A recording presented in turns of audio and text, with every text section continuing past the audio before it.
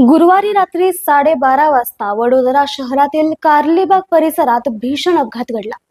एका 20 वर्षीय तरुणाने मद्यधुंद अवस्थेत भरधाव कार चालवत 4 जणांना उडवलं। या भीषण अपघातात एकाच कुटुंबातील 3 जणांचा जागीच मृत्यू झाला तर 5 जण गंभीर जखमी झाले। अपघातानंतर आरोपी तरुण कारच्या आतून ओरडत होता, ओम नमः शिवाय, ओम नमः शिवाय, अजून एक राऊंड। तो कोण होता? तो मद्यधुंद होता का? आणि अपघातानंतर पोलिसांनी काय कारवाई केली हे सगळं आपण आजच्या व्हिडिओमध्ये जाणून घेणार आहोत। नमस्कार मित्रांनो, मी रेणुका आणि तुम्ही पाहताय पहिला नंबर।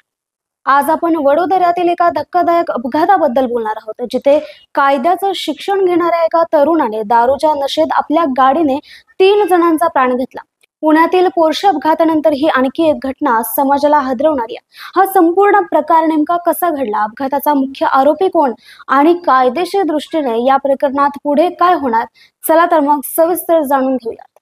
या अपघातातील मुख्य आरोपीचं नाव रक्षित चौरासिया आहे।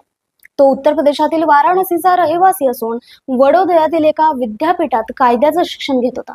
अपघाताच्या वेळी तो मद्यधुंद अवस्थेत होता आणि त्याने 120 किलोमीटर पर तास वेगाने कार चालवत 4 जणांना धडक दिली। त्याच्या कारमध्ये असलेला दुसरा युवक मित चौहान, जो या कारचा मालक होता, त्यालाही पोलिसांनी अटक केली आहे। या अपघातात विनय पटेल, दीपिकाबेन पटेल आणि हितेश पटेल या तिघांचा जागीच मृत्यू झाला, तर चिराग पटेल, ध्रुव पटेल, विनय पटेल, जगदीश पटेल आणि नीरजबेन पटेल हे गंभीर जखमी झाले। अपघातानंतर अग्निशमन दलाने फायर कटरच्या सहाय्याने मृतदेह कारमधून बाहेर काढले। हा प्रकार पाहून उपस्थित नागरिक सुन्न झाले होते।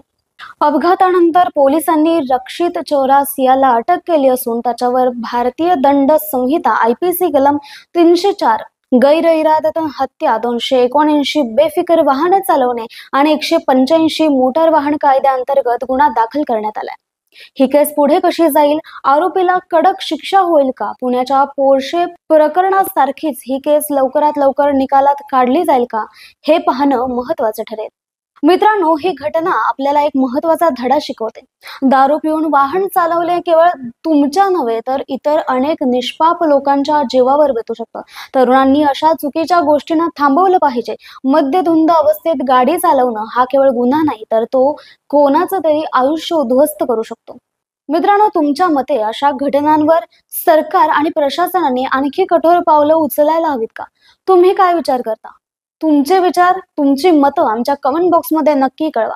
आणि अशाच महत्त्वाच्या आणि कायदेशीर बातम्या जाणून घेण्यासाठी आमच्या चॅनलला सबस्क्राईब करायला विसरू नका। धन्यवाद।